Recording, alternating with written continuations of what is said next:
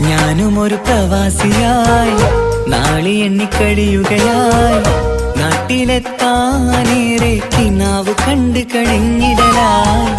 നാഥനിൽ 5 നേരം പ്രാർത്ഥനയിൽ ഞാൻ മുഴുകുകയായി.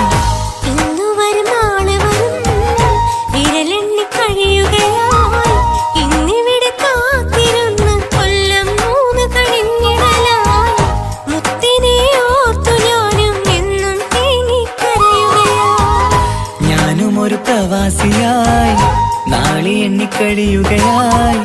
നാട്ടിലെത്താനേറെ കിനാവ് കണ്ട് കഴിഞ്ഞിടലായി. നാഥനിൽ 5 നേരം